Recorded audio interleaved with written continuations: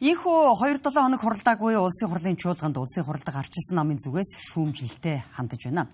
Сөрөг хүчний зүгээс 80 гишүүнтэй хуралдаж болох чуулганыг эрхвэрэгч нам зориудаар гацааж байна гэж үзэж байна.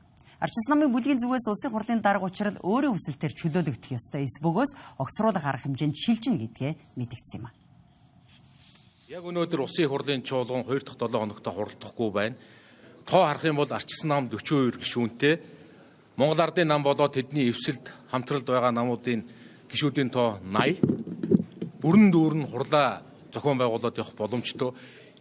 Тэр 80-та эвсэлд санаатаагаар хурлыг харин явуулахгүй байна гэдэг нь арчилсан намын шаардлагатай зүй ёсныхыг улсын хурлын дарга учрлыг Монгол Ардын намын дарга учрлыг улсын хурлын эндээс буу гэдэг шаардлагыг зөв зүйтэй гэж улсын хурлын олон аль хэдийн үзсэн байна. Одоо өөрөө сайн дураараа зарчимд нийцэж, үндсөөлийн зарчимд нийцэж сайн дураараа ажлаас чөлөөлөгдөх ёстой гэдэг шаардлага тавьж байгаа.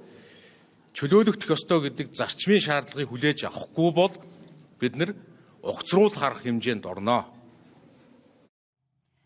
Мөн улс төрийн хүрээнд өрнөж байгаа авилга хэл ахуйтай холбоотой асуудалд нэр холбогдоод буй. Хууль зүйн дотоод хэргийн сайд инх баяр болоод дэд сайд мөнх эрдэнэ нарыг огцрохыг шаардаж, хянан шалгах төр хороо байгуулан нээлттэй сонсгол зохион байгуулах шаардлагатай гэж үзэн улсын хурлын арчилсан намын бүлгээс гарын үсэг цуглуулж эхэлжээ.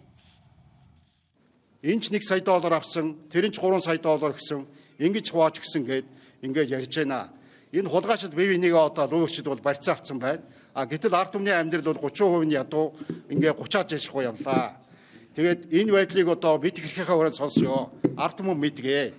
Үүнээс гадна одоо улсын хурал дээр байдаг механизм байгаа хуультай хянан шалгах төр хороо байгуулж сонсгол хийнэ.